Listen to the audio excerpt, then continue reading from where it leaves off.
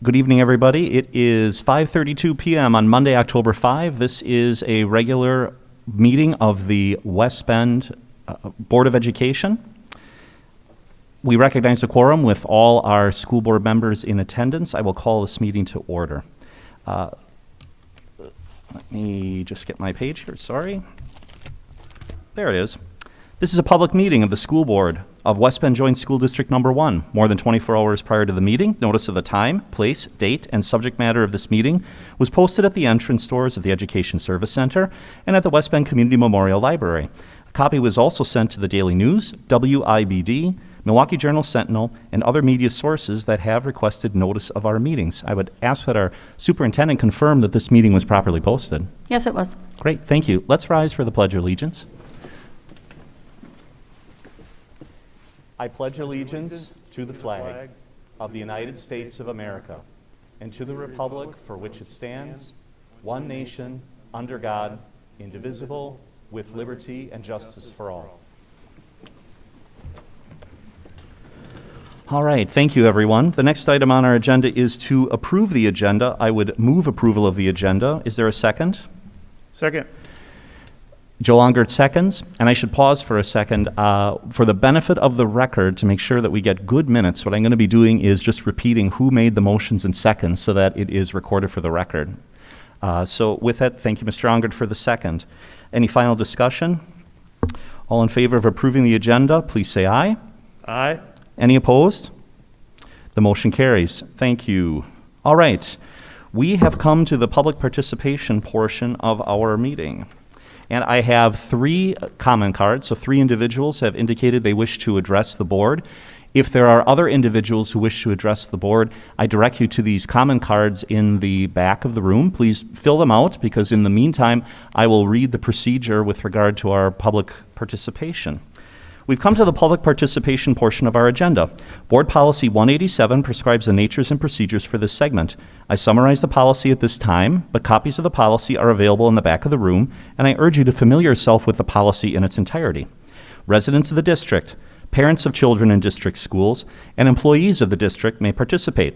Participants desiring to address the board should obtain and complete a participant comment card near the entry and turn it over to the president prior to the meeting or when allowed by the president.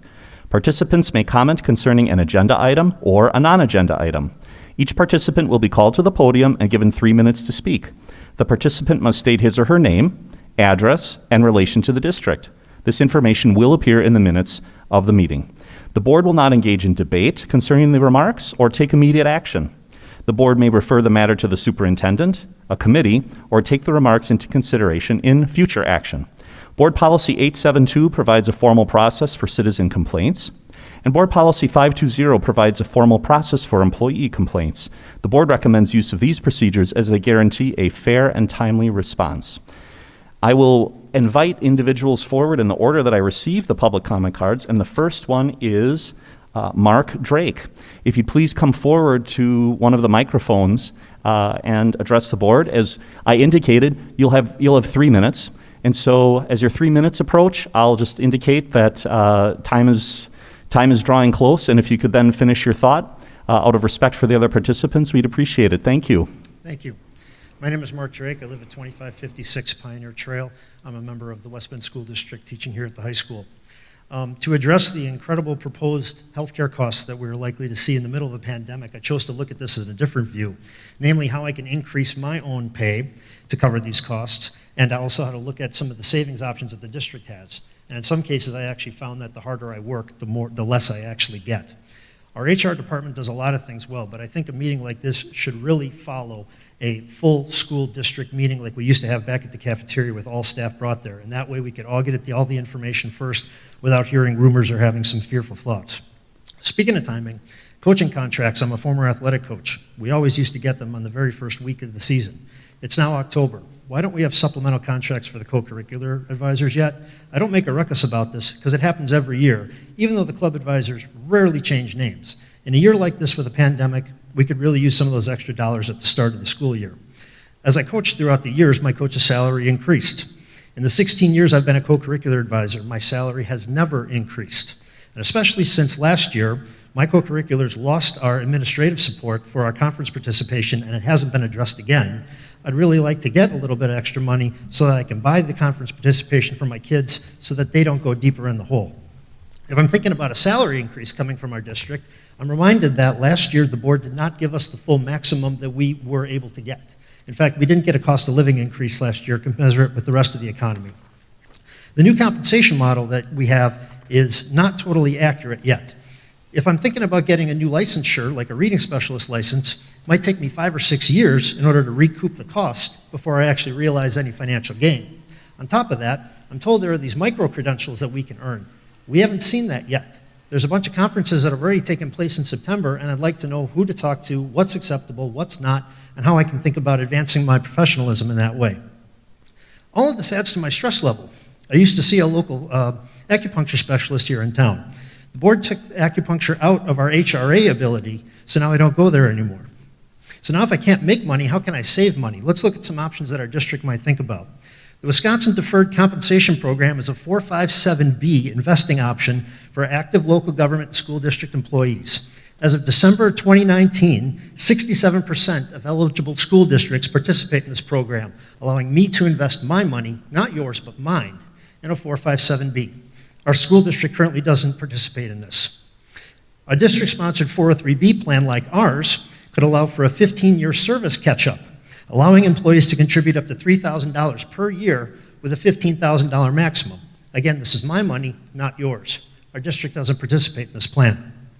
Some employers offer a health savings account, allowing me to put my money into a plan now that allows it to grow and invest for future health care costs down the road. I don't know if the new health care program that we have allows for this or not. So who is this going to affect? The increased cost, the increased stress, first is going to affect my students.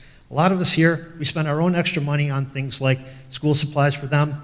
We make breakfast for them on the day of the AP test. We hold late night and evening and weekend review sessions for them. Something's going to have to give, and some of those relationships are going to suffer. The second group that's going to affect is our local businesses here in town. More fees and less income for me means less money that I can spend here in the community. Third group that this is going to affect is my family. That idea that I have that I must always work harder is going to have to change into a slightly different motto of work smarter, not harder. Now, I'm prepared to make cuts to 2 of these areas, but that last one is non-negotiable. Thank you very much. Thank you for your comments. Appreciate it. Thank you for coming. The second comment card I have is Sally Hewer. If you please come forward. And also, while you're coming forward, if there are any other individuals who wish to address the board and have filled out a public comment card, you can bring those forward to the stage at this time. I'm Sally Hoyer, 1840 Park Avenue, West Bend. I'm a community member, have been for 30 years, as well as a 31-year member of the teaching staff here at West High School. I speak kind of piggybacking to what Mark has said. I guess my question is very basic. We didn't get a cost of living raise, and now you want to increase our premiums by so much. What is my incentive to stick around? I keep losing money the longer I work here. For 8 years, those of us in a certain category were frozen, not even getting cost of living raises, and I'm taking home less and less every year. This is not what I want to be doing, and yet I love what I do. I love my job, and I love working with the students in this district.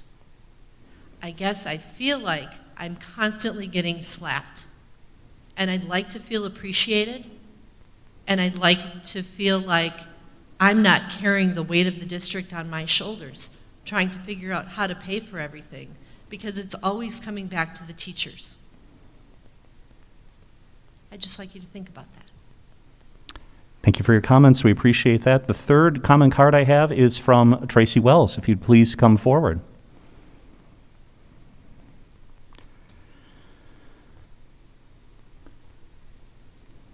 Hi, Tracy Wells, North 163, West 19224, Leah Fon Circle. I'm a Village of the Jackson resident, trustee, and parent. First of all, I'd just like to thank the school board and everyone in the district for the great job that they're doing thus far. As far as schooling options, I support everyone's decision on what they chose. I know it was not an easy decision to make for all the families out there. For me personally, I'm glad that I ended up choosing the in-person over virtual option after seeing some of the issues that the families are dealing with in the virtual situation. I was on the edge about which school option to choose, and both my boys have come home every day and say how awesome school is. It makes me happy to see how happy they are and knowing that I've made the right decision for them to thrive. Jackson Elementary has been doing a great job with everything, and they have had no major issues thus far. Thank you. Thank you very much. We appreciate that. Any other individuals who wish to address the board? All right, hearing and seeing none, we'll move to the next item on our agenda, which is the consent agenda. And the consent agenda consists of minutes of the September 14th, 2020 regular board meeting, disbursements posted to October 5, 2020, ratification of contracts, and resignation. I'd look for a motion in support of approving the consent agenda. Motion to approve the consent agenda. Thank you. That's Aaron Dove with a motion. Do we have a second? I'll second. Second by Joel Ongert. Any final discussion? All in favor say aye. Aye. Any opposed? All right, that motion carries 7-0. Thank you. All right. So the next item on our agenda is an item really that we reserve the bulk of this agenda's time for, which is discussion regarding the impact of COVID-19 in our schools. And so I'm going to turn this over to Superintendent Jen Wimmer, who's going to introduce a guest, and we're eager to hear the report. Superintendent Wimmer. Good evening. I don't know if Josh Shulman snuck in there, like he did sneak in. So I'm joined tonight by County Executive Josh Shulman, as well as our Director of Public Health, Kirsten Johnson. Over the past 2 weeks, I had several public meetings virtually attended by our families to gather general questions, input, etc., and have a couple pieces to share. First of all, our county executive created a public message. I'm going to go ahead and lead with that for us. Good afternoon. For months I've been vocal about my support for in-person 5-day per-week instruction. The Trump administration and CDC issued basic guidelines and mitigation techniques to ensure schools will reopen and remain open. My office has received several calls in the last several days, contacting us asking to pull schools from schools go virtual. As expected, COVID cases and subsequent quarantines are increasing in Washington County. When the CDC's mitigation techniques are followed, schools can and should remain open in person. To keep schools open, it takes everyone following guidelines. Now is the time to double down on our community-led approach. First and foremost, following what the CDC calls staying home when appropriate is the best way to ensure in-person instruction. Stay home when sick with any flu-like or COVID-like symptoms. These symptoms are largely the same. Stay home if you have been tested for COVID. Stay home if you have been confirmed positive for COVID. Stay home if you've been in close contact with a confirmed case of COVID. County public schools have seen symptomatic positive cases at schools, exposing teachers and other students to COVID-19. In-person instruction cannot occur if teachers are positive for COVID. Out of love for your neighbor and our children, stay home when appropriate, please. When students or teachers do not stay home under the CDC guidelines, this puts public pressure on the county and school administrations to close schools. The county will not be ordering virtual instruction. That is a decision of the school boards and administrations. The Trump administration and CDC also recommend wearing masks in education settings, which are indoors or cannot provide social distancing. Students and teachers will be exposed to COVID-19 in a number of ways. Doing the best we can to mitigate the spread to keep students in school takes our entire community working together. Staying home when sick or exposed is the easiest way to keep our schools open. We know it's best for students to be in person. In-person instruction and extracurricular activities help with mental health and child abuse and neglect issues. I am asking Washington County to prove we do not need more top-down mandates and orders. We can keep our schools and economy open by following the basic CDC guidelines. Thank you. So thank you for that message. And then this evening, we took from our feedback from our families and kind of general questions, and it's pages and pages, so some of it we'll kind of proactively handle tonight, and I'll invite Kirsten and Josh to step to those microphones, join me here, but we'll go through and we'll stop kind of through some general talking points. They've each had the opportunity to review all comments submitted through our public sessions, as well as those who couldn't make our public sessions and submitted some comments virtually as well. And then I've got kind of a natural spot for each of us. First of all, I would be remiss if I didn't start with, this is the new magical thing. Every administrator walks around with a 6-foot tape measure, and that seems to be what our lives are. I would be remiss if I didn't talk about COVID fatigue. It is a real thing.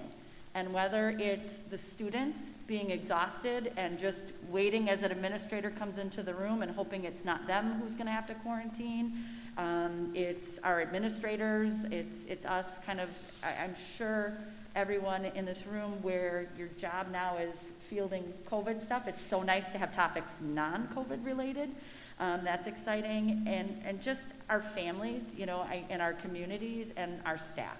So everyone is doing amazing work, and I applaud that, but I just want to recognize that they're really giving it their all. Our staff, you know, they got document cameras delivered last week. There were supply chain issues, and put them in play within days. So I just really need to applaud, you know, the kids and their tenacity and what they're doing and how they're connecting with each other, our staff doing reach out. You know, we can always do better work. We're always working to do that together. But I just want to recognize the efforts of everyone around us and what that's doing, and just think of ways to support, think of ways to give kind messages to appreciate those efforts. So we thank you for that in our community. So with that said, we're all familiar with what COVID-19 is. We've been navigating it for months now, and we were able to, instead of a shutdown, which we experienced last spring, to open our doors and have instruction that was several choices for our families. So we selected 5-day in-person instruction, full virtual, or somewhere in between. Now, we talk a lot about transmission, and when we get into quarantines, we'll talk about what we're trying to do is stop transmission, and that's where it's going from person to person, and that's how it's transmitted. So a lot of our mitigation is around transmission. A question that we got a lot was, hey, why is the county executive involved? Or why is this person involved? Or where are you getting your information from? So it comes from several sources. It's federal and state. Any kind of guidance or orders that way, but also local. So we have our county executive who helps oversee different services, our own district and school board, and then also our North Shore Athletic Conference. So we're utilizing the guidance that is found in our operational document online through CDC, the Department of Health Services, and our public health. Again, this is Kirsten Johnson, our Director of Public Health, and she is supported by our County Executive, Josh Schoman. A really big question that we get is around why does what you're using different from my medical doctor? Maybe I go to the doctor and I get a different answer. So Kirsten, if you can speak to some of those nuances and the why behind that, that would be helpful. Sure. So I think, first of all, good evening. I should start with that. Thank you for having me. I think what's happening is we at the Health Department and Wisconsin DHS are following very closely the CDC guidance. That's what we're pushing out, and that's what we share with people who come positive or are close contacts. We are sticking strictly with the Wisconsin DHS and CDC guidance. I think what's occurring in the medical setting is these are physicians who haven't necessarily dealt with COVID. For example, today the Children's Hospital of Wisconsin, their medical director came out and gave a presentation to the community at large, but also to their own staff around what is appropriate quarantine guidance, what's appropriate isolation guidance, and when is it appropriate to test. So things have been changing rapidly over the last 6 months. We are living in this every day at my department, every day in and out. This is what we're dealing with, but there are lots of providers who haven't been dealing with this and are just now learning the differences in types of tests, what the different guidance is based on the situation or with their patient. So I think there's been a little bit of confusion there.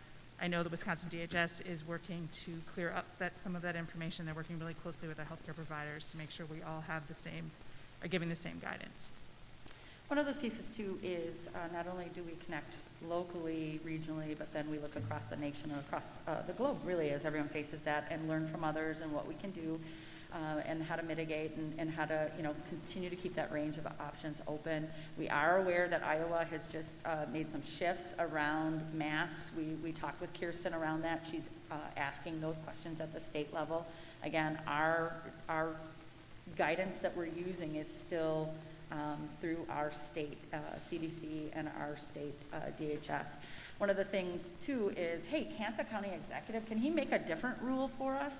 Well, we still have local control as a school district. So we would want to use all the guidance that's being given to us, because to flagrantly kind of go away from public health guidance could open us up for liability. And the largest thing that I get as a superintendent is, okay, all right, about the learning piece, but could my kid participate in this? And could they come back in at 5 days? And we'll talk about quarantine. Jen, could you get rid of all these rules, just kind of make our own rules? We had a large spike in athletic eligibility issues over the last week. And no, I put in here because we also are part of the North Shore Athletic Conference. And as a conference, we're abiding by CDC and DHS guidance as well. So even if I said locally, nope, I'm going to pretend no rules exist, I can't field that team in violation of those guidelines. It would create forfeits. It would, everyone as a conference believes in keeping athletes safe. That's why we have limited passes, spectators, etc. So any questions around the oversight, the authority you have as a board, the different guidance we're receiving, or what we're following? Any questions? None. Okay. Please proceed.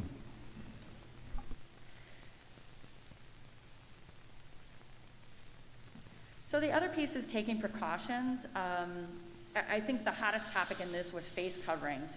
The governor just extended the face covering mandate, so we did not locally have to navigate that. But I get that question a lot. Jen, what happens if that mask mandate expires? What happens if, and again, that was extended, so we didn't need to cross that bridge, but we might have to have that discussion.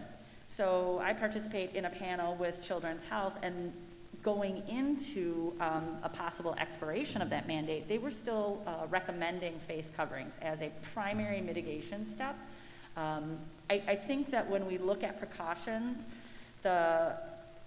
one of the biggest, I think, things that people struggle to understand or get frustrated with, and part of that COVID fatigue I was talking about, is that they don't understand if we're doing all these precautions, I'm getting as much space as I can, and I'm wearing a face covering, or I have these things, why do I still get sanctioned with having to be on quarantine? Why can't these things be enough? And again, we've left face coverings.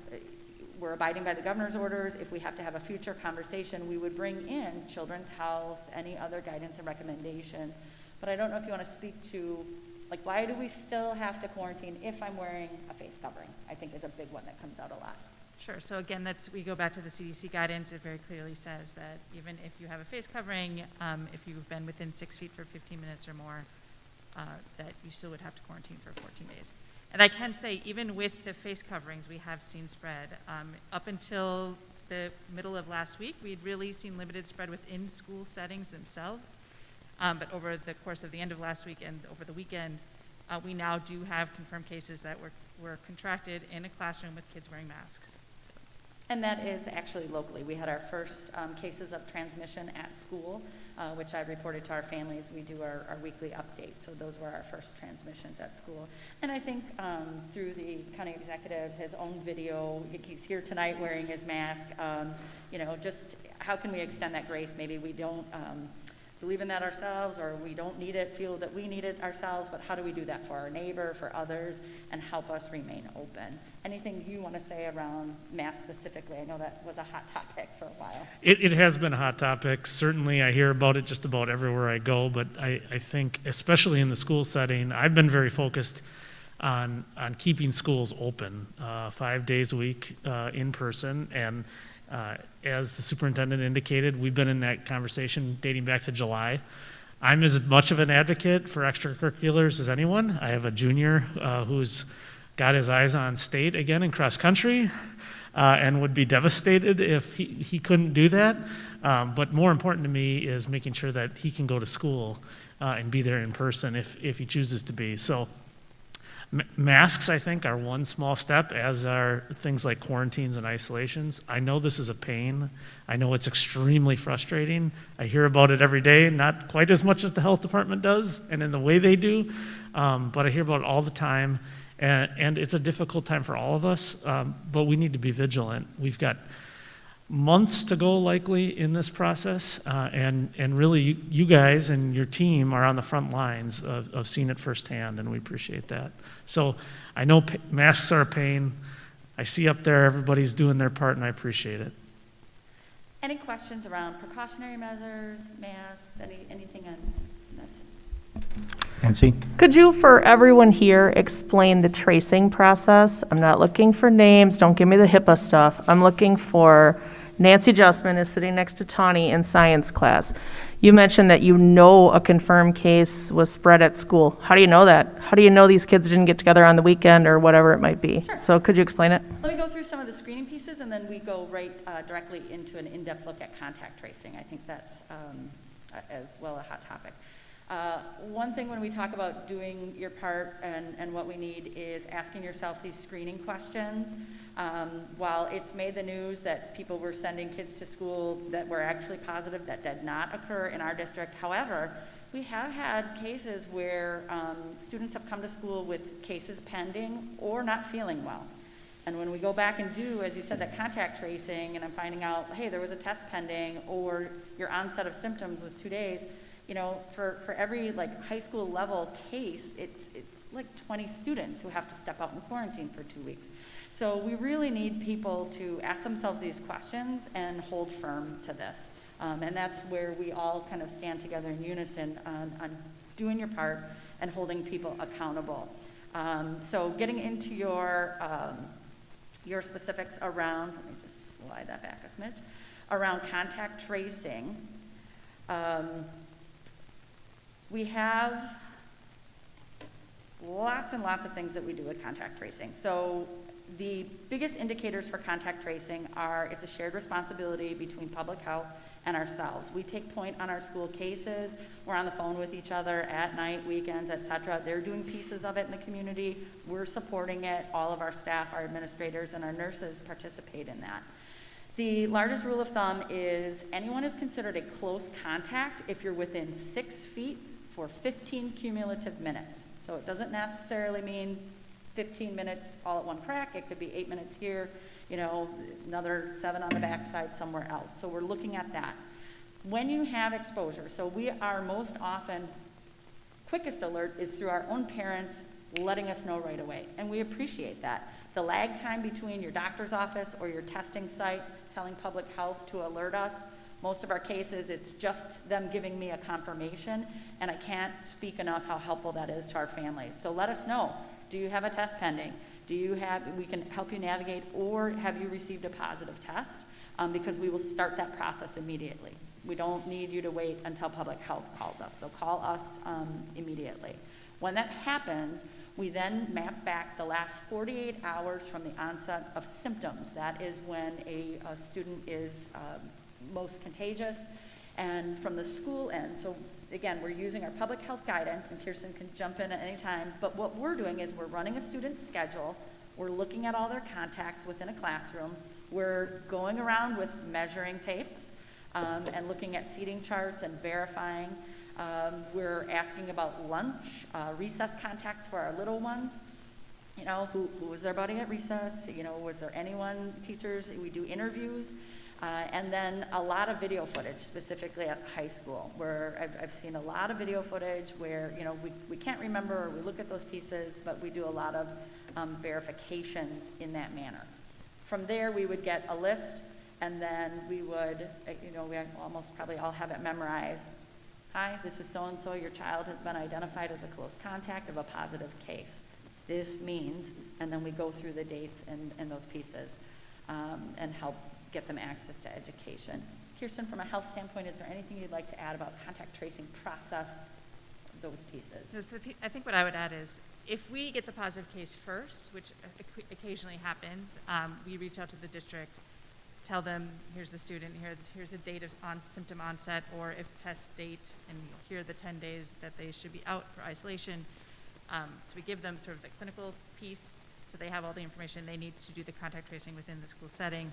The other piece we do is we call that positive. So if it's a high school student, we usually talk to them on a speakerphone with their parents. When it's younger kids, usually they're talking to their kid back and forth, getting information. So we ask them, do you participate in extracurriculars? What sports? What club sports? Did you have a sleepover last weekend? Who do you as a family define as your close contacts, cousins, et cetera?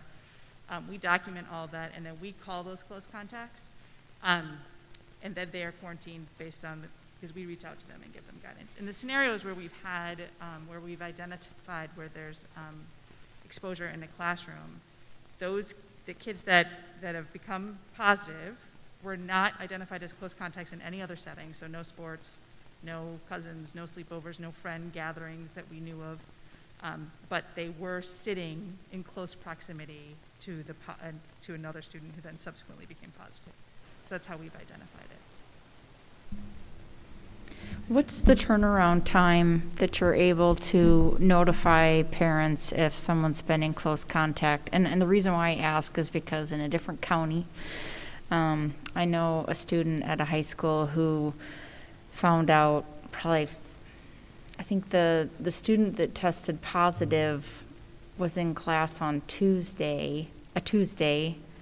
She notified the school, and this student I know didn't find out until Sunday that she needed to stay home, but here she'd already been at school 4 days that previous week, and so here she was upset because she had to stay home from school, but she felt like if I got infected on that Tuesday, I've already, been interacting with people at school those 4 days. So I like the storyline that you're telling, but I'm wondering if you could put a timeline to it.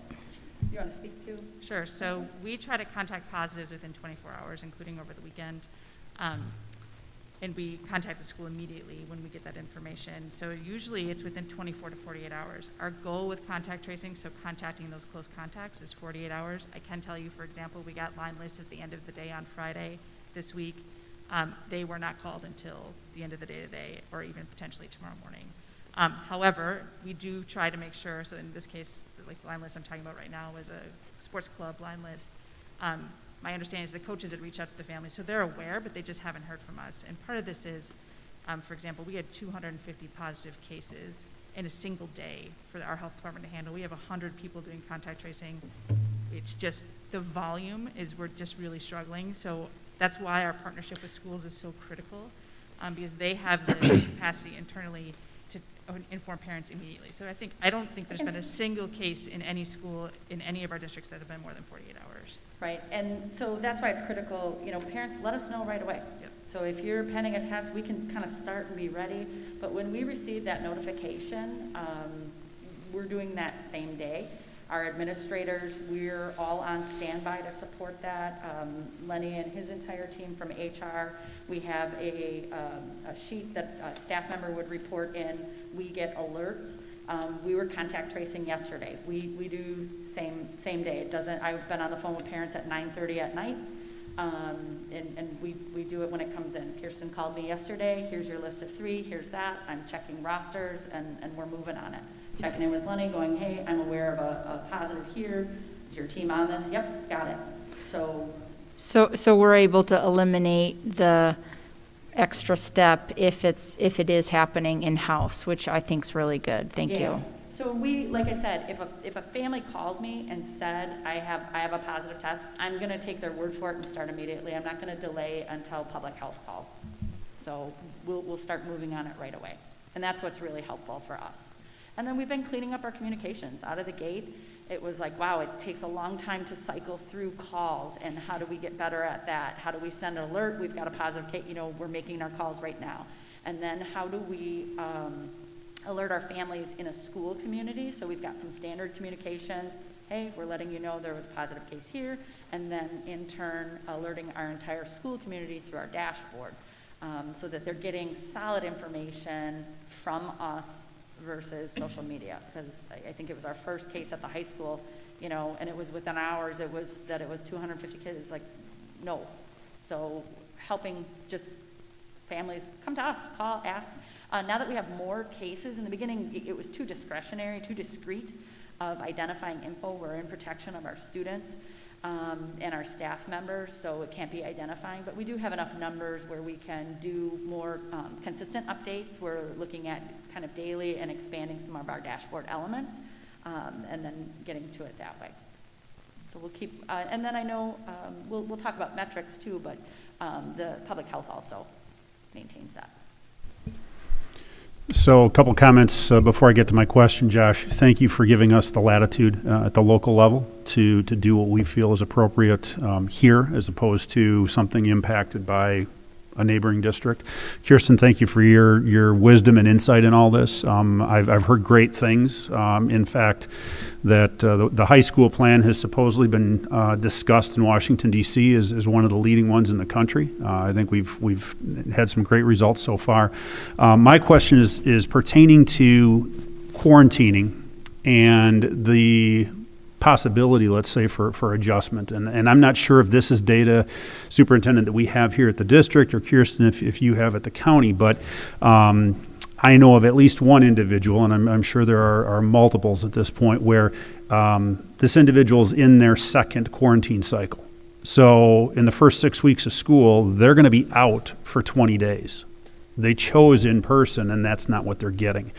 My question is, do we have the data to show, for those who have quarantined because of close contact, how many of them actually do come back positive? I'm all for, an ounce of prevention is worth a pound of cure, but at the same time, is the cure worse than the disease for these individuals? And is there something we could do for they can go get a test, and if they come back negative twice in 48 hours or something, to get them back into where they want to be, where they need to be, as opposed to, you got to run the full 14 days.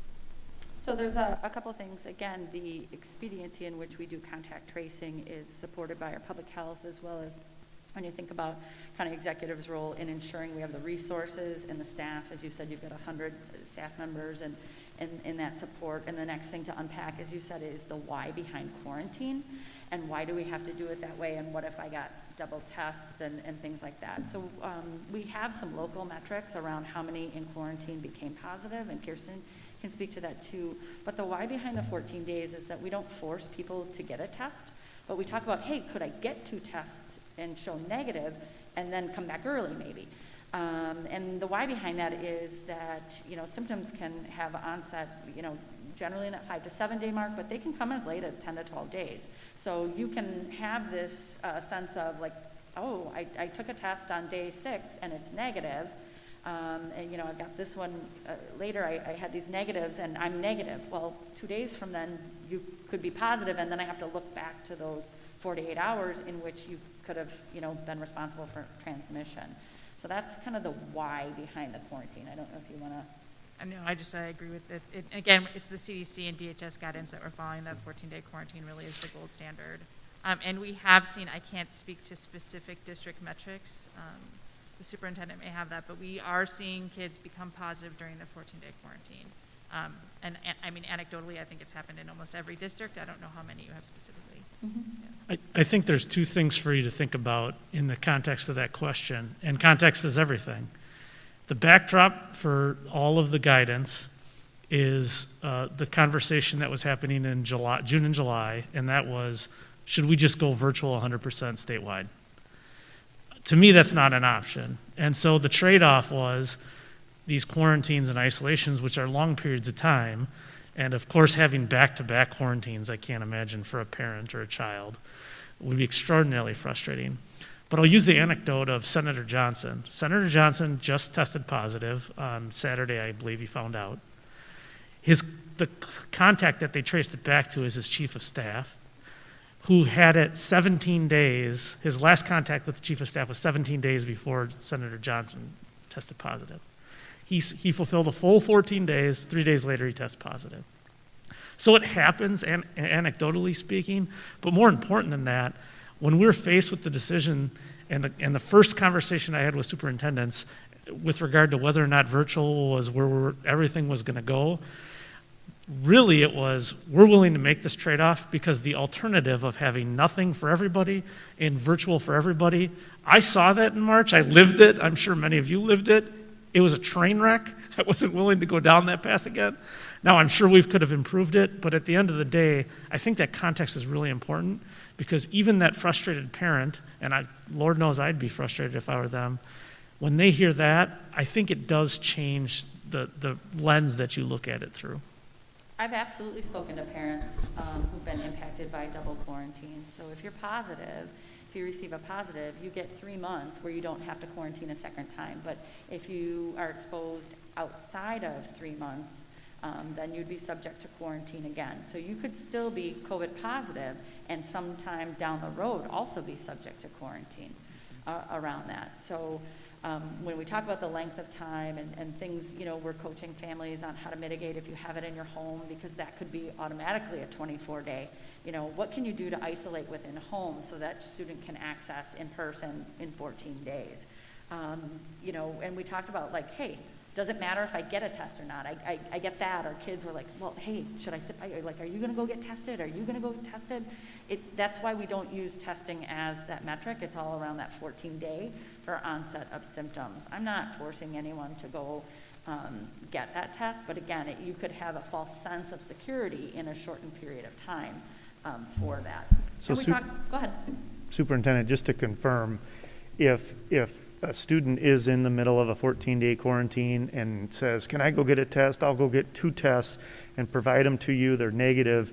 We are still not allowing that student back in school, correct? Correct. The only update that's come from CDC and DHS guidance, and Kirsten can speak to it as well, is as we lead into fall cold and flu season, what they did was, it used to be we were looking for kind of one symptom. They've expanded to what are the predominant prevailing symptoms associated with COVID around shortness of breath, cough, etc. Those are really key high-level symptoms. We're still looking for one on that. But the other list of symptoms is broadened. You're looking for 2 or more of those symptoms. And then in that case, students may go to their healthcare provider. They may receive a diagnosis of something other than, and we might look for a test to confirm that, so the student doesn't have to wait 14 days before re-entry. That is the only case in which a student could re-enter early upon test results if you're proving an alternate diagnosis and still remaining negative in that. And that was an update sent to all of our families. It sits in our plan, and then on the back side of our plan, there's a chart. Anything that we touch or revise, it's segregated in that chart as well for quick and easy access. But that is the only revision that has taken place. Anything you want to add to? I just want to add, so the symptomatic negative test is only, it only is effective if the child's not been identified as a close contact. So if you're a close contact, even with a negative test, you still have to quarantine for 14 days. I'm sorry, before we go on, I have another question on this. So we have kids who are now on day 28, potentially, of quarantine. So they've been quarantined twice. They've not tested positive ever. So this is because I sat next to Tani or whatever my problem was at school. You're just sitting next to me. You're busted tonight. But that's how kids feel. I mean, this is where I'm going with this. So we're creating this little army now at school of I don't like Tani because she just took me out of football, or she took me out of basketball, or she took me out of whatever it might be at this point. I mean, we're going to have kids who end up getting quarantined. Let's just assume 3, 4, 5, could be 6, 7, 8, 9, 10 times this year. What are we going to do for those students, mentally, physically, emotionally? Because we are creating giant problems at the high school right now with this. I mean, this is a problem. We have kids who only come to school. I know some of you teachers will never believe this, but they don't come to school for school. They come here for the interaction with their friends and their sports. And now we've taken away everything fun for the last 6 months. And I don't mean us, I mean the world in general. How are we going to proactively try and fix some of this? We can't give these kids back their time. They've lost out on sports, they've lost out on friends, they've lost out on important life lessons that happened to them. I mean, everyone thought last year's seniors had the worst situation ever. Well, I challenge you to say this year's seniors have a much worse situation. These kids are losing hope. They don't believe they're ever going to be able to finish their sports seasons. When we say, well, we're pushing that off, we'll do that in the spring, the kids are looking at their parents going, we're never going to do that. We know we're getting screwed out of this. So what are we, as a school district, as a county, as a health department, what are we going to do to fix that for our kids? How are we going to help them to, and don't give me any bull about this is making you a stronger person, because you know what, there's plenty of time to be strong when you're, old like we are. I mean, they don't need to be strong when they're students. They need to enjoy school and enjoy life. So I guess I'm interested to hear how we're going to fix that. Speak from the county and public health side first. Sure. Again, I think at the end of the day, this is about trade-offs and what trade-offs are you willing to accept. And the first thing to me becomes what we talked about back in July. And I know that's a redundant answer, but at the end of the day, it's the truth. Hopefully, there will be a time in the not-too-distant future where that person who's been gone for 28 days is back, and we're able to bring them back to some sense of normalcy. But we're not in a normal time. And I don't think anybody can trick themselves into believing we're in a normal time. We've got some of the largest businesses in Washington County that still aren't bringing their employees back at all, not just schools. So my bigger fear ultimately is that we walk ourselves into a situation, and this isn't hard to believe because if you look in Brown County right now, or in Dane County, or in Milwaukee County, they're on the verge of this, and in some cases living it intentionally, of going virtual 100%. Well, virtual 100% is, in my opinion, is a de facto shutdown. It's a safer at home of a different term. Because once you do that, now you've forced all parents to make the horrible decisions, trade-offs that you're talking about for one person, okay? And countywide or statewide. I understand that that's going to happen. It's horrible. What are we going to do about that?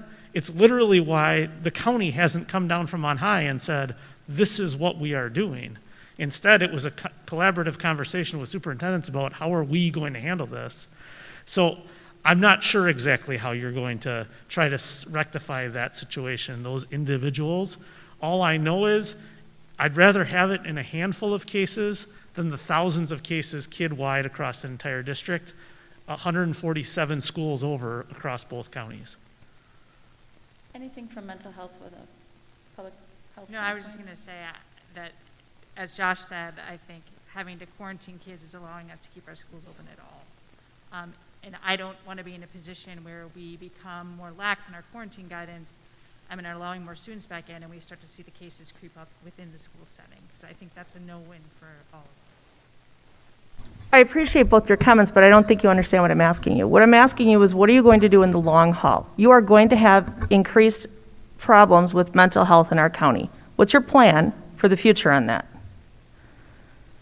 What does your budget look like for next year? How are you planning to address mental health issues that are going to come out of this for students, for adults, for anyone? What's your plan? Are you increasing your budget? Are you increasing your staff? It sounds like we're... It's certainly a society-wide issue. There's no doubt about it. I mean, and it's not just as simple as 28-day quarantines. It's way beyond that. What the superintendent talked about COVID fatigue goes way beyond school-age kids. I mean, we're seeing parents do ridiculous things that I wouldn't expect adults to do. They're doing it daily. So yeah, that's a real problem, and it's a society-wide issue. I agree. It's not something that can be tackled with the answer to one question. And we do talk about it at the health department. What are we going to do to address what's happened through the pandemic? Mental health, economics, all of those things have an impact on long-term health. Those are things we're very concerned about. We're talking about them regularly, but at this point, our full response is just responding to the coronavirus. Superintendent, I think most of the adults in the room certainly understand the CDC and DHS guidelines. I guess I'm wondering what training, maybe training's the wrong word, that our students have had. So if I want to avoid a quarantine, I know not to get closer than 6 feet to that guy. And I also know that if I am within 6 feet at minute number 14, I better get up and move. So do our students know that? Do they understand that? Oh, I think that's kind of out there as we go through, and we've had some conversations, and I've talked with our principals around how are you really actively engaging kids. It goes back to Nancy's comment around how are you instilling hope? How are you instilling a sense of control? Because when you talk about the mental health impact, the things that this board did in advance, knowing that we needed to flood resources, we allocated additional dollars and hired a school psychologist. So we have a school psychologist, a nurse, and a guidance counselor on every single campus. And how do we utilize those different roles and work together to wrap around kids? Because we need it. They need it when they step out. Our staff, when you talk about the movement from spring to now and the growth and kind of the thinking of this is where, you know, I lost engagement this time with kids. How do you wrap around? Our staff are doing new things, and how do we then align different supports so our teachers can focus on building engaging instruction, keeping their hooks in those kids, and if kids are becoming disengaged, how do we move swiftly? Because that could be around a variety of issues, including mental health supports. Our counselors at the high school have stepped in, but I think in my conversations with principals is how do you empower students, no matter their age, to give them voice and control? Not just kind of the training of that, but again, for kids, it feels like it's getting done to you. I mean, for adults too, but that sense of loss of control is really difficult. So as you said, engaging in real conversations with kids around the impact and the decisions they make. I still, on days that I can go to a restaurant and I can walk in and there's all my kids having lunch together that are on quarantine. That's not a good move. I walk through, I've been officing at the high school and walk through and, you know, kids after school times, helping them to understand and helping them reshape behavior. They're hard habits. They're hard habits for all of us, but for us, we need to help reinforce and we need to engage kids in the conversation, I think, more strongly through our leadership channels. I was just talking with Principal Graff prior to walking in around, you know, student council because, you know, how do you empower kids? How do you solicit that voice? We did some group meetings with kids prior to the start of the year, and we just need to be doing that in an ongoing manner so that they can feel heard and talk about their experience in that, because we're sitting here talking about how we feel, but they really need to share openly their experience, what's working, what's not. They're creative, they have constructive feedback for us, and we just need to keep them engaged. It goes back to, I think I talked about it in the planning stages, you know, a cancellation culture where it's like every time you turn around, you are taking something away from people. And it's just, you know, how that erodes someone mentally. Again, that's why in our plans, it's kind of low, slow, staying really tight. So I'm not over-promising the world. But we're going to have to reinforce with all our administrators, our board members' comments around they've got to have some hope. They've got to have some planning of some things that are deliverable. We had a parade going. Kirsten approved our parade plan and all of that, but what we didn't want was kids losing out. The only reason we moved our homecoming parade was because we had so many kids on quarantine, we didn't want them to miss it. So we're coming up with ways to create those experiences and do things. How do you think back to graduation? People actually loved it outside, and it was great, and can we do that again?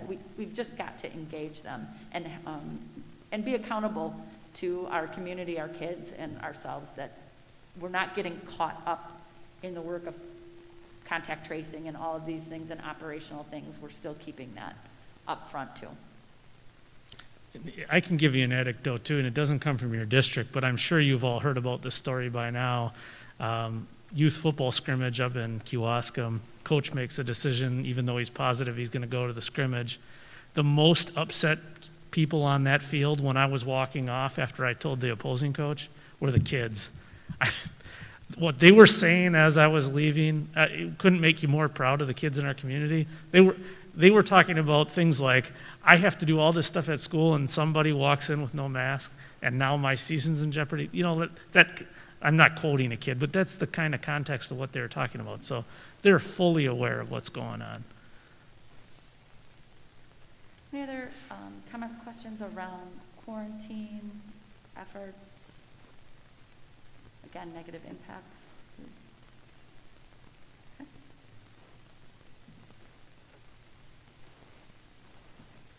other piece is around metrics. So around testing, capacity for testing, those were some early pieces. The other was, what if I get a negative test? Can I still come back? I think we've talked about that with the onset of symptoms and in those different pieces. And then the creation of dashboards. We were able to unpack numbers locally with the help of public health. Again, we've reiterated to our families, those are by zip code, school-age children by zip code, because in the beginning it was really hitting maybe nursing homes, et cetera. So while our burden was high, we could look at it and go, but those aren't my kids, this isn't my local community. So how do we use those dashboards? Right now they are, again, by zip code. We're working with our public health to get those by school district. And then everyone's kind of creating a local dashboard around what do our numbers really look like so that they can make informed decisions. Or we want to be really clear, like, hey, we're starting to see fall illness come in. Be really vigilant in your screening and keeping kids home proactively. So we're building out those dashboards.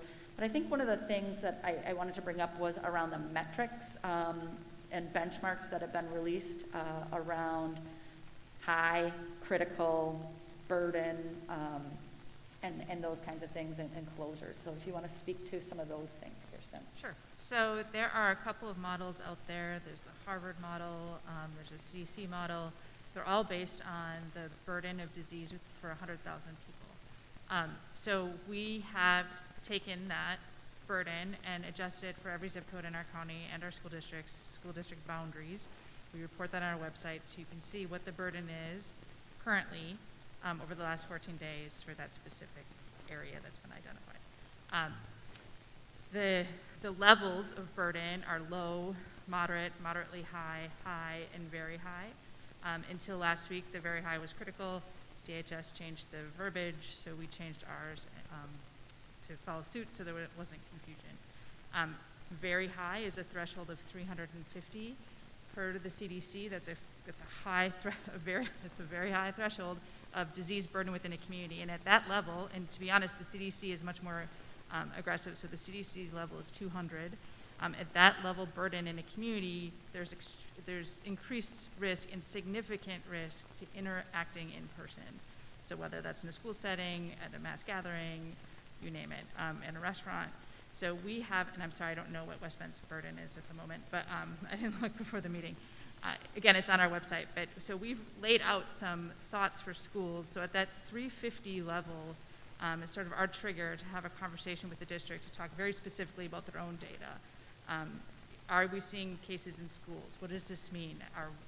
I know in your case you opened up the virtual option again for families.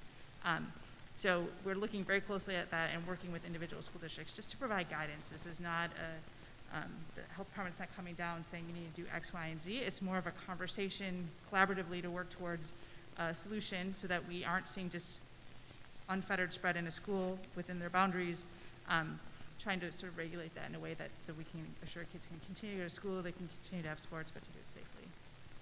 And again, you saw us make moves in the last week to really draw a line to disrupt some numbers. We were just snowballing and getting cases. And again, when you're looking at our ability in our schools, I can't have 6 feet everywhere. So those contacts, again, if you're talking about a high school schedule case, that could pull out as many as 20 people. If they're involved in co-curriculars, and depending on what that is, that could pull out even more. So we started to see us having to push out about 100 a day, and we needed to disrupt quickly. So Friday was our first day after we made a move to do that where we didn't have contact tracing. We got cases over the weekend to attend to, but those kinds of things, and we expanded that this week, and we'll be in conversations with our staff and our administration around, okay, what about that worked, what about it didn't? It was hard for our teachers to have a foot in both worlds. They might all of a sudden have 7 kids sitting in their classroom and a whole bunch at home, and how do we do that more wisely if we have to look at that as a way of the future stepping in and out? So we've engaged several people in ideas, and we'll continue to do so, but we've offered that option again. Again, our goal is a swift disruption of the path that we saw that we were heading down, so that we could keep kids back in school and not have so many negatively impacted by that quarantine. Any questions about metrics, dashboards, numbers?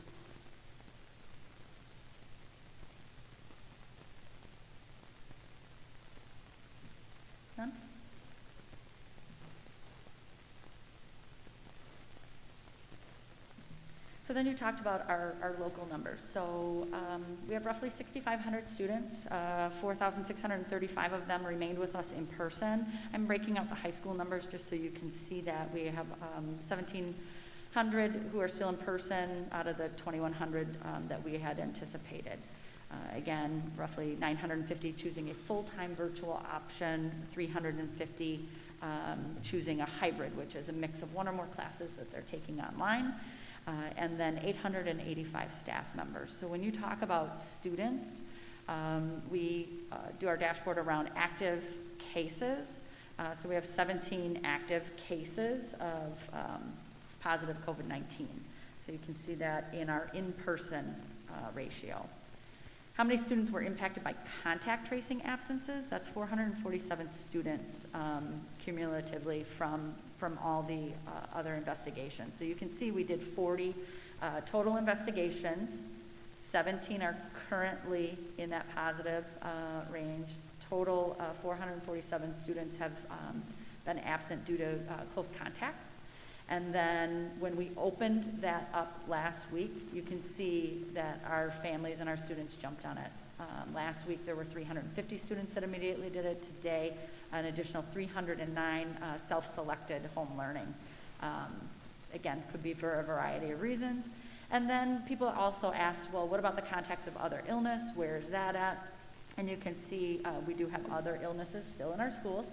And that is a little bit lower. We said, probably because we're washing hands and wearing masks and doing those things, we're seeing that. And hopefully people continue to keep kids home. When you think about staff, again, knowing we have 885 staff members, we have 19 positive cases. We've had 20 absences, 49 total associated with being in contact tracing, so that they were close contacts of a student, family, it could be whatever. And then cumulatively, we've done 19 positive cases. So again, 7 are open and active right now. Any questions about our local data? So just to understand the context there, so contact tracing absence on the students, 447, is that a cumulative number or is that a snapshot of that's what we have right now today? That's what we've had absences due to that. So it's all the way through September. So it was from September 1, first day of school, to today, there were 447 absent students that were impacted by absence. Okay. So it's not the number of days, that's 447 students. Students, for okay. The month that we've been in school. We've been in school 24 days as of today. So that could be one day, it could be 28 days. They're generally somewhere around, by the time we get it in all those, it's usually the 14, but you'll see a 10 sometimes, and then you've had a couple cases where they're double. I can unpack that and see if it's a number large enough to report who's been multiply impacted for you. If someone's on their second quarantine, are they being counted? They're dually stated, so it's each set of absences. Okay. Include students who are absent from contact tracing outside of the school, so potentially their household contact or close contact elsewhere? This is, I believe in this data, it's everyone who is a close contact, whether it was school, home, at work. It's just anyone who has to be absent from school because they were a close contact. So I can unpack that to let you know how many were school related. The majority are school related, but there are some that are for other reasons as well. Kirsten, how do these numbers look to you?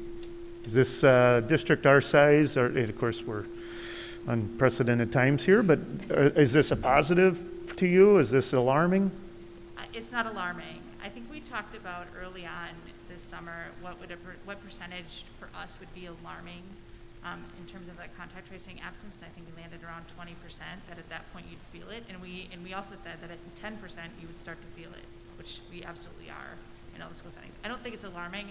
I think it would be interesting to unpack some of these active positive cases and the absence, the contact tracing absence, because a lot of them, again, are not from within the school day. It's the sports activities, that kind of thing, that are driving it. Thank you.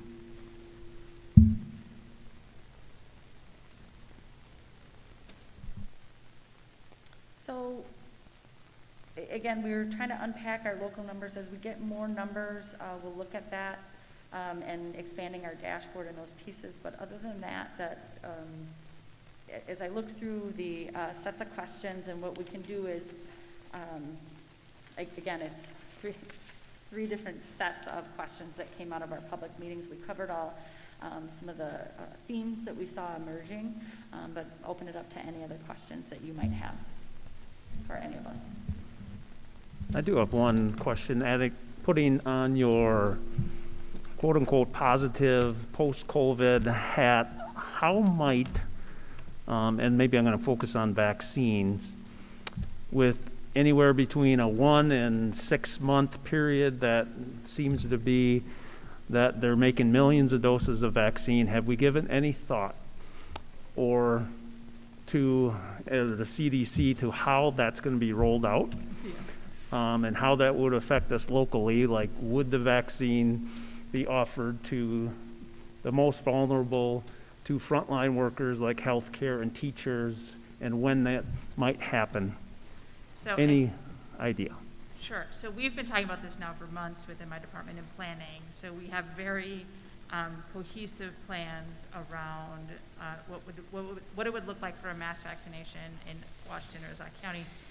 How many staff we need to do it, how many people can we get through per day, and then we have different scenarios based on which vaccine gets approved. So some of them you have to get a double dose, 28 days apart. So we've been talking about all of that internally, and the plans have been written, and we're just waiting to see which vaccine comes through first. I know that the federal government is going to come out with very specific guidance about who gets the vaccine first. And based on what we've seen so far, it's going to be those vulnerable populations, first responders, and healthcare workers. I think those are the first wave of vaccine is likely to come out in small amounts, and they will go directly to probably healthcare providers or to those first responders. It will be probably months before we're able to have enough vaccine to do a mass vaccine effort. So again, the timelines are real gray at this point. We don't know what's going to get approved first. We don't know what it's going to look like, how it's going to be formulated. Some of the vaccines in the pipeline right now have to be have to be held at incredibly cold temperatures, have to be mixed right before they're administered. Those are things that are outside the purview of public health. We don't have the resources to do that, so that would be in a healthcare setting. But we are absolutely talking about it. The state's talking about it. We have our plans we are set. So we have a good idea of what we're going to be doing, but we're really waiting to see what the first vaccine is that's approved. Kirsten, could you speak to, I'd be remiss if I didn't note that Wisconsin is a personal conviction state regarding vaccines. Can you talk about the implications of that for our state? Sure. As well? So people can choose whether or not they want to be vaccinated. And it's going to be completely up to our families whether or not they choose to have a vaccine. I should also mention that none of the vaccines that are currently in the third phase trial have been tested on kids. So it's highly unlikely we're going to have a vaccine for children. I would hope that we have it before the next fall. I don't know if we're going to, because currently nothing's being tested on children. So right now it's just for adults. Could you speak to the percentage of Washington County residents who actually get the flu vaccine on an annual basis? That's a really good question. I don't know what the number is off the top of my head. Would you assume it's less than 40%? It's probably right in the 35-40% range. So just pointing out that 1/3 of the population gets a vaccine that's been around for, 40 years? It's absolutely going to be a challenge. Right. So the idea that anyone besides first responders is probably going to line up for this, besides Chris Swigart, who said he was going to line up, probably slim to none. So maybe you could speak a little bit to what kind of plans are you making on how we'll learn to live with the virus like we do with other viruses and other illnesses that are out and about? That's a great question. So we've talked internally within my department, what is this going to look like a year from now? Are we going to continue to do this level of contact tracing, contacting positives, the quarantine and the isolation? And this is my total crystal ball, I'm imagining that this is going to become something that's similar to how we follow up with flu. Within the local health department, we follow up on, the only data that we really get is child flu deaths. We have very little interaction, and I would imagine that this is going to play out in a similar way, that this is going to become a disease that just exists within our population. Those who choose to be vaccinated, choose to be vaccinated. Yeah, but again, my crystal ball, I'm not sure how it's going to look. But that question and that answer underline, I think, what really is the bottom line is that we don't know. Right. And when humans don't know, they get really scared and they just start to do strange things. And I think this was happening across the country. And I think two things are going to help solve that. One is a vaccine, because we think that there's some kind of solution, even if we decide we don't want it. So that's an option. And the other is when this presidential debate is over. I mean, we hear about it every single day in context all the time. I'm not saying this thing's going away. It's not. There's no doubt about it. I think Kirsten's exactly right. We're going to live with this for years and years and years. But it's in our face all the time right now. And until that stops, this conversation, these types of presentations are going to keep coming at us.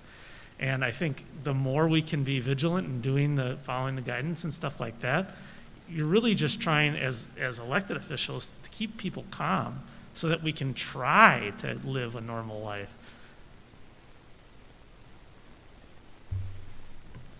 Any other questions or feedback from board members?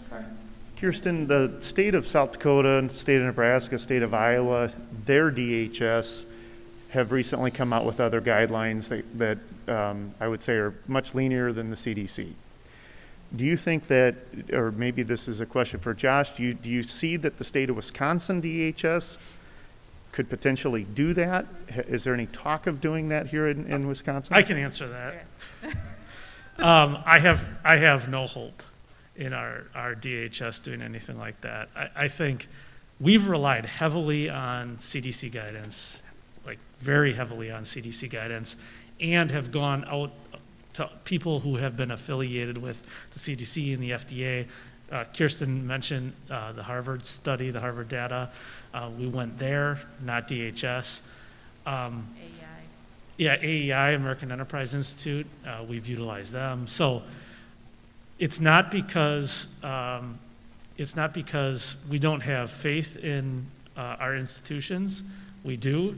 It's what we're seeing, the consistency and the reliability is coming out of the CDC and Harvard and AEI. And politics is taking over in other places. And I would also mention there are other states who have gone way stricter than what the CDC has put out. So it goes both ways, depending on what state you're in. But I think it's worth mentioning that you can even look county to county in Wisconsin. Dane County is extremely locked down compared to what we are. Their burden rate is higher than our burden rate. Milwaukee County, Brown County. So people have been criticizing the community-led approach and people trying to do the right thing. I don't think there's an answer.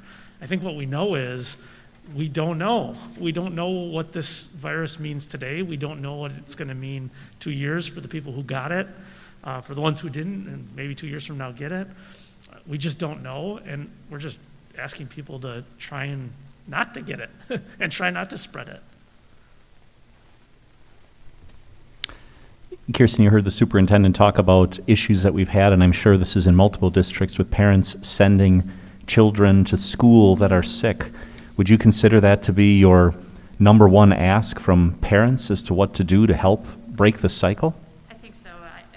There's a few things families can do, but I think first and foremost is please don't send your sick kids to school. It really is critical. Even if you think it's just allergies, that you get that diagnosis that those kids can come back to school, but we've seen time and again that these kids are symptomatic or sent to school, and then it results in these huge quarantines because those kids have been exposed to many people.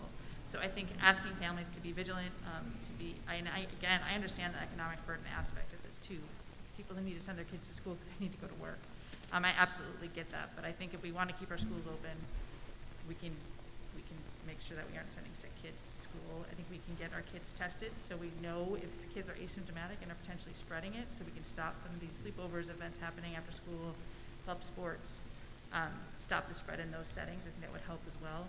Wearing your mask, I know that's controversial, but I really think that is a frontline, easy mechanism to mitigate the spread. And I think we need our parents to model that behavior so that our kids are doing it too. Again, I think kids are doing a great job. I can't express how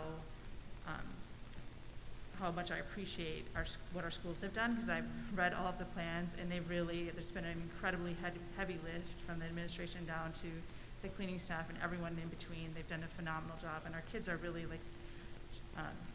like Josh mentioned, they know the rules and they're trying to follow them because they want to be there. So I think they've done a tremendous job. But yeah, please don't send your kids to school per se.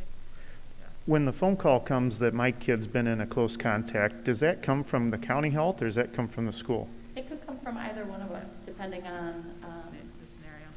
Who's doing the contact tracing and things? When you make that phone call to the parents, do you tell them, look, Joel, I know your kid might feel healthy and might want to go outside and play with friends, but you can't do that? I mean, do you instruct them like your daughter can't go to dance for the next 2 weeks? That's made very clear to people who are close contacts. It's made very clear. Not only is it made clear, what's really nice is we're starting to get our older students asking us for letters of verification of quarantine because their employers are supporting their wages while they have to miss work as well. So we're happy to do that too, that they understand that you shouldn't be going out into those other places if you're subject to quarantine. So we're happy to support that too. Other questions for our guests and for our superintendent?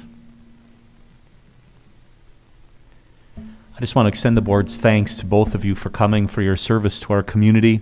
We realize this is a long battle, and we sure appreciate having you on our side. Thank you for that, and thank you for the time you took to come to visit us tonight. Appreciate it very much. Thank you. Thank you. Thanks. All right, Superintendent Wimmer, the next item on the agenda would be your report. Yeah, might as well stay right here. As you're giving thanks to other public servants in the room, we would like to extend a thank you to our school board. It is the Wisconsin Association of School Boards week, October 4th through 10th. We want to thank you, our 7 school board members, for being strong advocates for public education, our West Bend School District. Each of you selflessly devote your knowledge, time, talents as advocates for our students, staff, and families, and it's certainly not easy times to do that. You are responsible for formulating school district policy, approving curriculum, maintaining school facilities, navigating pandemics, adhering to state and federal education law.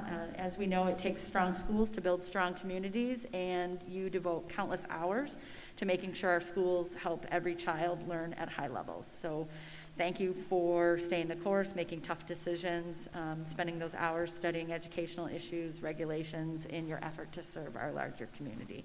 So on behalf of our staff and our community, I would like to thank you for your service as well. So the update is non-COVID related. I'm really excited when we talk about seeing kids in schools, and they're excited to be there. We're excited to have them. We've been participating in high school level athletics. I know our middle school group has had some conversations and delayed. I don't have a definitive start date for our middle school athletics yet. I will get that, and we'll make sure that families are aware.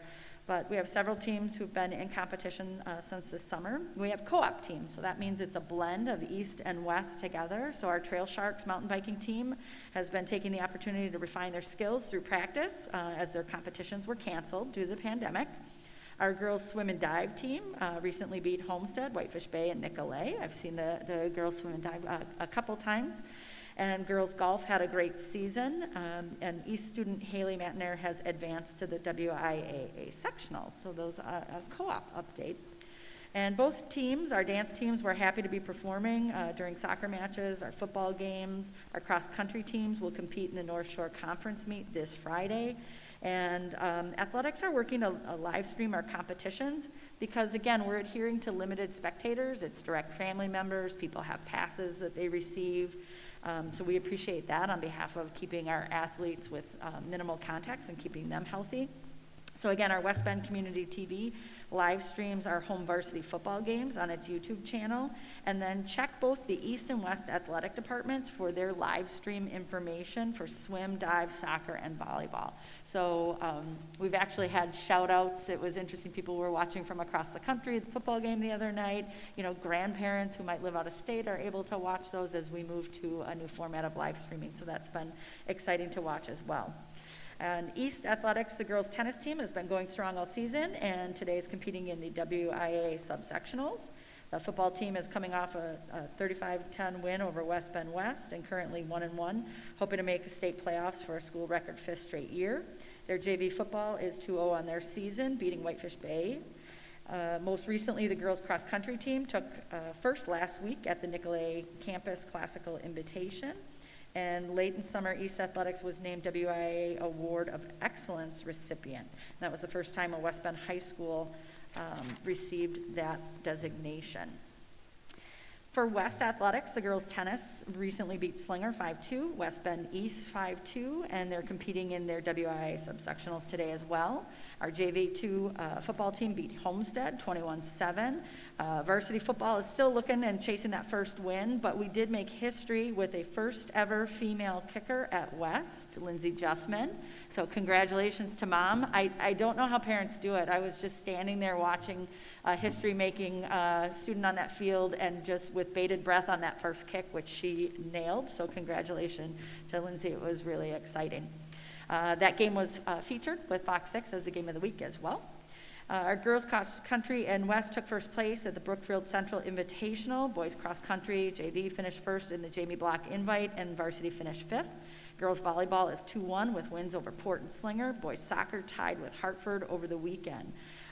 So while our co-curriculars and clubs might look different, maybe they're virtual, maybe some are delayed, maybe some are really hands-on and we just can't do those things, we're engaging our kids in, you know, what can we create? Maybe there's a club that hadn't been in existence before, and we're really open to those ideas as well as administrators, you know, at all grade levels, work with kids to be creative and innovative and figure out what they can make that look like. So it's really exciting. We look forward to, in the future, generally, we have students come and present to our board. So I was presenting on their behalf to kind of let you know what was going on in their schools, but we'll be re-engaging our students. I know at our next board meeting, we have a student presentation as well, but we'll get our student representatives here at our board meetings too.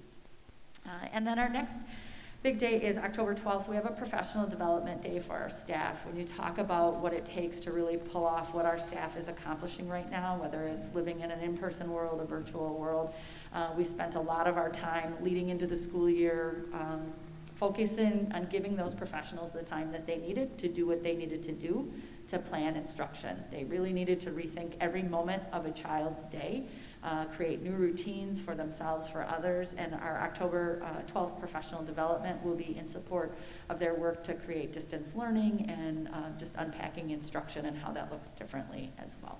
So those are some highlights. Great. Any questions for our superintendent with regard to her report? I don't really have a question, but just a couple comments.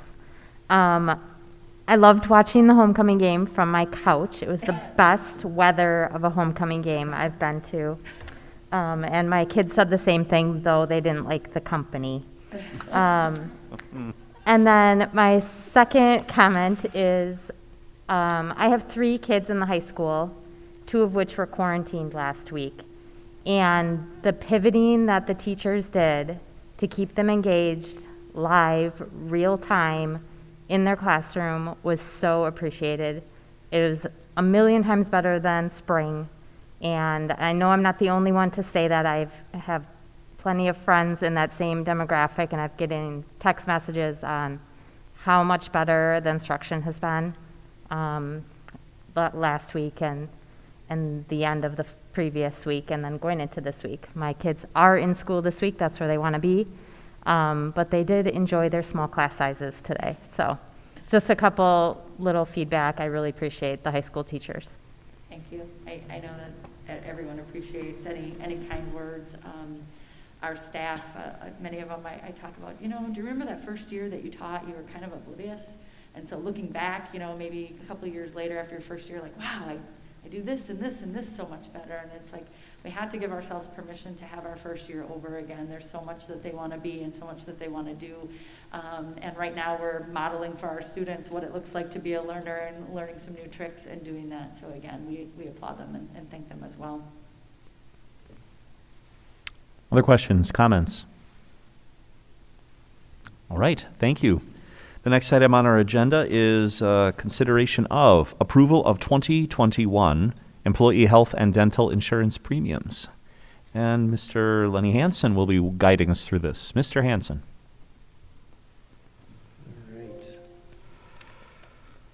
All right, so thank you, Board, for having me back again. As you recall, at our last meeting in mid-September, we had a little bit of a lengthy presentation about our health plan performance in the 2019 year.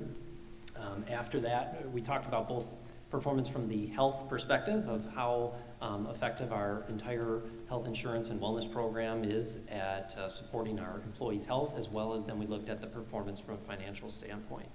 Following that presentation, I then presented the proposed health and dental premiums for the 2021, so next calendar year, for employees. We would take two separate votes on those as the first, before we get into the details, kind of a protocol piece. We'd take two separate votes on them just to have a clean process there. As you may recall, the dental rates are proposed to stay flat due to strong performance by the dental program and no projected increase in the cost of dental insurance during the 21 year. And then the health rates were proposed to see an increase for two primary reasons. So Assistant Superintendent of Finance and Operations, Sarno, and I have spent a lot of time with our insurance broker looking at various scenarios, and really there's two pieces that the premiums are designed to address. The first is a projected roughly 5.8% increase in the cost of care next year, kind of industry-wide. The second piece, which results in the increases being larger than 5.8%, is the fact that over the past about at least 3 years, as we did our analysis, we noticed that the cost share between employer and employee had been drifting more towards the employer than at the previous benchmark kind of set by the board and been in place for quite a while, of about 10% share for the employee versus 90% for the employer, and that had been drifting away from where the board had previously long ago indicated that they would prefer it to be. It's probably for a variety of reasons. As you're no stranger to, we've had a number of different superintendents, HR directors, and finance directors in that time period. So we're trying to do some gradual shifting back towards where that goal has been. So that brings us to the rates that were proposed. The rates for both dental and health would go into effect on January 1st. No matter what the board were to decide tonight, we do need to come out of this meeting with a decision because open enrollment is in November. So we can discuss your thoughts and that sort of thing as we go, but I do need to leave tonight with approved rates that we would go forward with because we have to start preparing for the open enrollment process, which starts in about a month.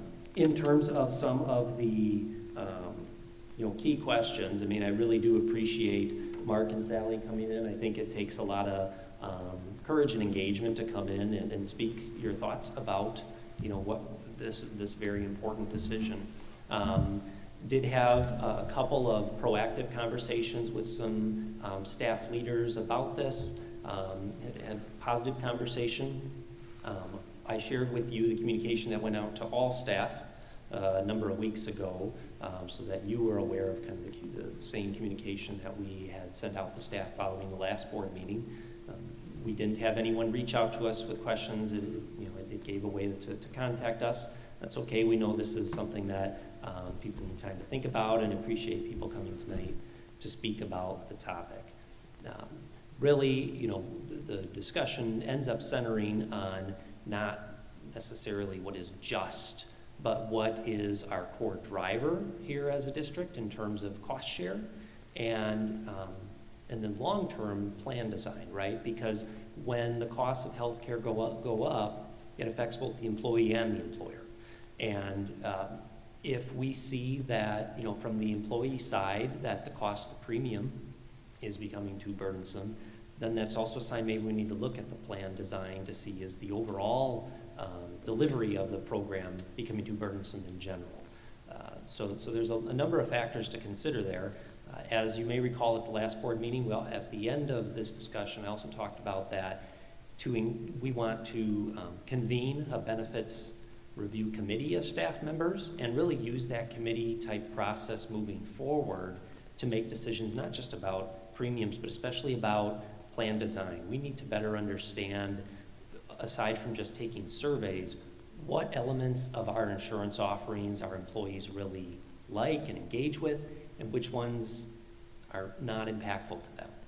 That'll help us refine our plan, which really the plan design hasn't been significantly altered in a long time, aside from the elements that, I can't remember if it was Sally or Mark brought up from a couple of years ago when the district had a somewhat sudden budget shortfall prior to this Superintendent Wimmer, myself, or Mr. Sarno being here, and some changes were made somewhat last minute to the HRA plan and what you could use HRA dollars for. So knowing that that's the only change that's taken place, and then at that point also a co-insurance was added, 10% at that point. Aside from those elements, there hasn't been a significant movement in the plan design, and I think it's time for us to bring that staff committee together to really analyze that. So, you know, I'm prepared to talk to you about all kinds of different long-term options, short-term options, but at this point, we have the two proposals to vote on tonight, and I'm open for all discussion around that. Thank you. Because we're self-insured as a district, can health savings accounts or HRAs, can we create something like that? Or can you tell me more about what options there are for employees to be able to save up for their own expenses? I'm sorry, can I just interrupt and do a point of order? Could we get a motion on the floor first so that you can open discussion? Thank you, Superintendent. That is a good point. I'd entertain a motion in a second, and then at that point in time, we can open discussion. I appreciate that. Should we start on the dental rates? Yeah, If that's the case, that's probably a simpler I'll make a conversation. motion on the dental one because I think that's a simple, there's really no change to the dental plan from last year. So I will move to approve the 2021 employee dental insurance premium rates as presented. Motion and a second to approve the 2021 dental rates as presented. Any final discussion? Hearing none. All in favor, please say aye. Aye. Any opposed? Thank you. The motion carries 7-0. And just for the benefit of the record, Nancy, I think you seconded that, correct? All right. I'll Great. move to approve the 2021 employee health insurance premium rates as presented. I will second that. Motion and second to approve the 2021 health insurance rates as presented. Discussion. Any questions? Tani, we'll turn it back over to you there. Tani, We've got a please. motion there. I think was there any more than questions? Nope. Okay. So we offer an HRA, not an HSA with our plan. I'll give a little bit of detail there. So our HRA has a variety of levels depending on which plan you choose, single plus spouse, or family. Our most popular plan is a family plan that has a $6,000 deductible. If you complete the wellness components, you receive $3,000 in HRA money from the district to offset deductible and co-insurance. We also allow you to roll over HRA dollars for up to $9,000 in total. We do not offer an HSA. It's not something that's been looked at in a while. One of the primary reasons I believe that HSA has not been looked into is since we have a free clinic, there's a number of federal laws that get very hairy between offering free medical care and an HSA. If you offer an HSA and a free clinic, you end up having to track the cost of every person's usage of the clinic for yourself. And then once they surpass, I believe it's $500, then they can use the clinic free of charge, but it gets pretty complicated, and I think that's probably the reason it was not looked at, and that an HRA was selected instead when they developed this plan design back in, I think, 2013. Okay, I mean, that makes perfect sense. That's a very reasonable explanation, and I think it's generous of the district to front load the HRA, and maybe we just need to explain why in better detail, why we don't have the HSA option. Because, I mean, it is great that we have employees that want to save for their future and be fiscally responsible. So, yeah, I mean, they deserve to understand that better. Thank you. The HSA certainly have the advantage of they can travel with the employee versus an HRA, so there certainly is a benefit to them. But again, we really have to review how we utilize our clinic if we started using an HSA. Possible, it just has to be reviewed. And I believe overall, the HRA benefit and, like you said, the free clinic, I think if you were to make an apples to apples, that would still be a very good benefit.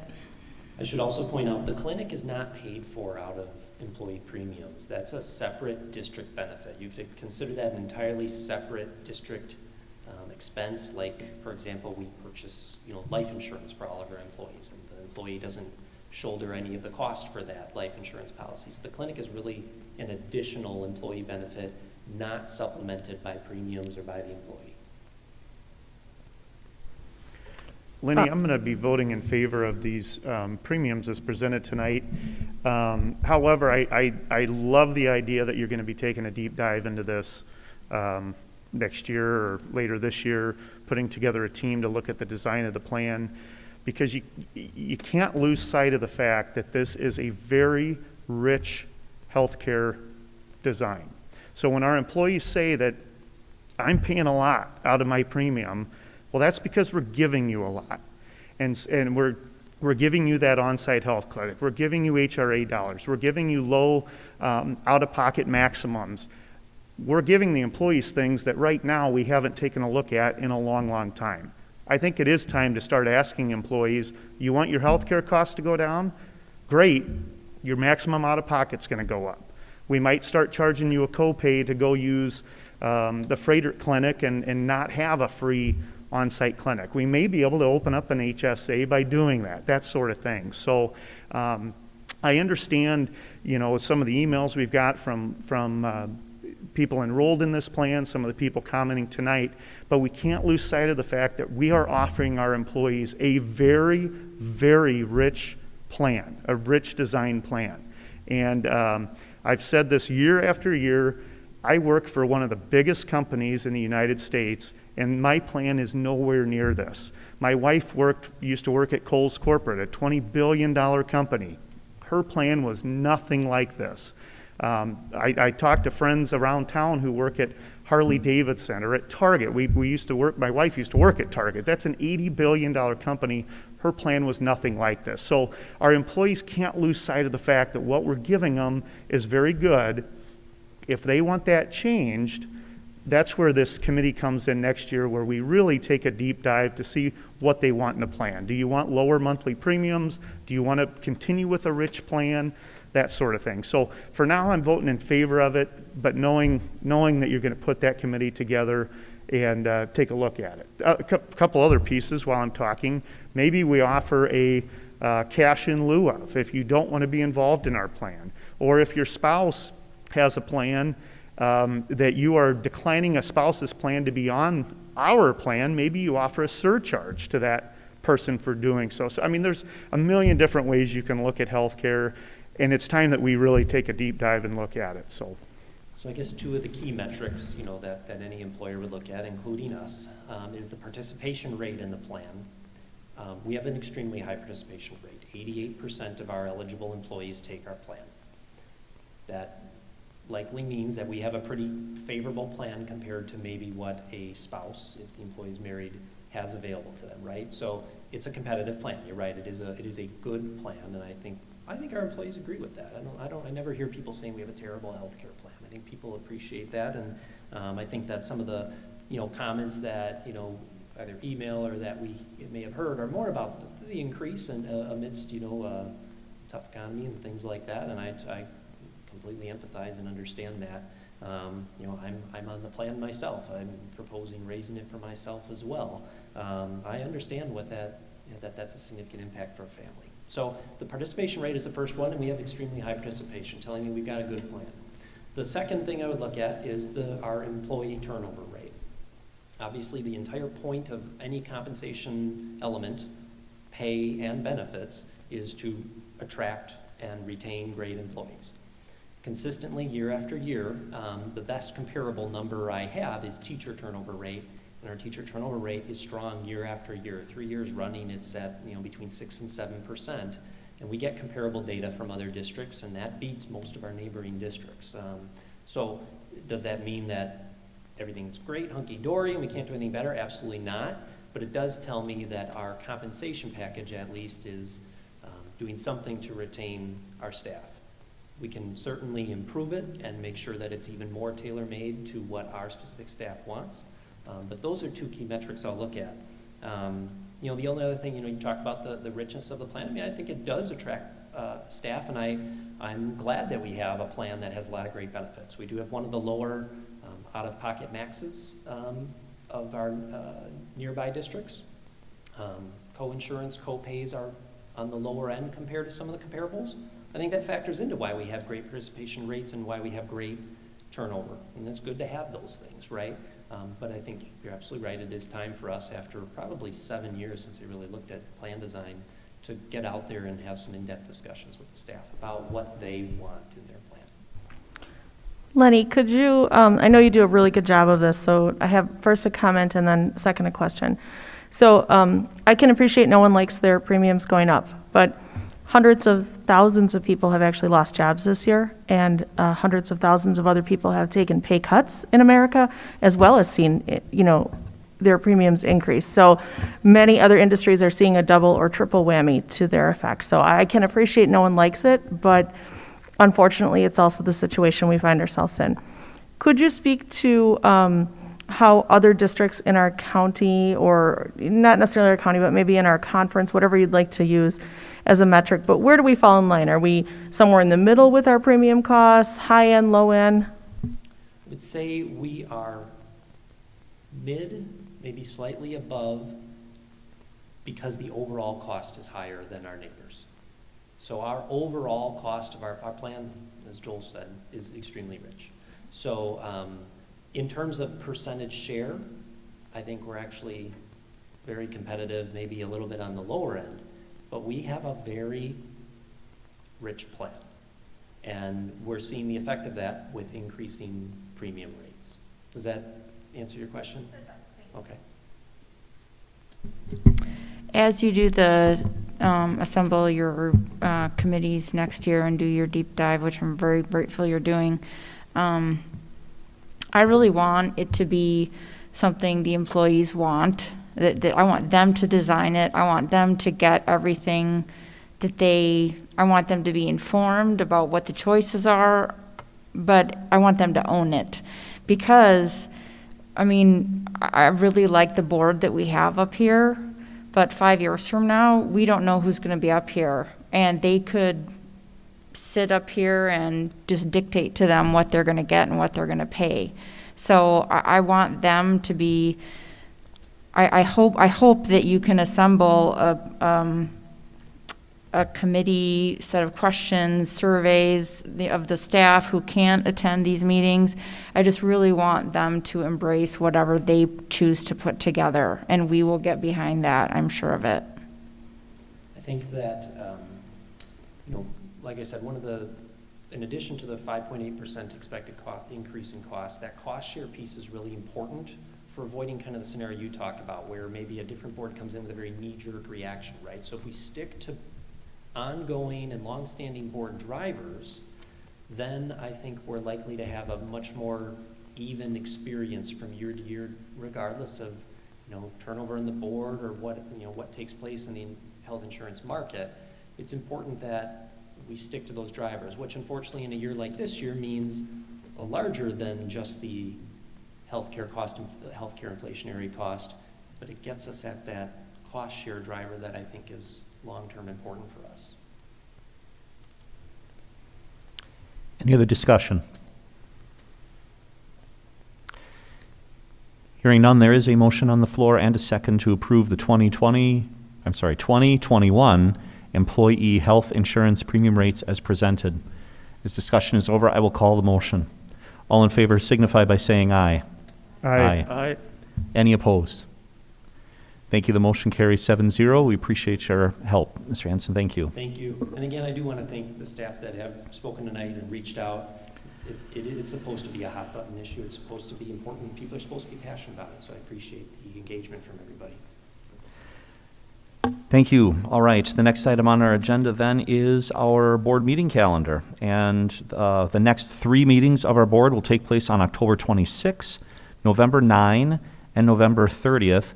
And we'll need to watch the future notices to see if they'll take place here or if they'll take place back at the ESC. So watch your future notices. Are there any other items for follow-up and communication? Or any other items to come before the board? If not, I would consider a motion to adjourn, please. So moved. Motion made by Joel. Second by Nancy. Thank you. Motion and second to adjourn. Final discussion? All in favor signify by saying aye. Aye. Any opposed? None. The motion carries 7-0. It is 7:18 p.m. and we are adjourned. Thank you, everyone.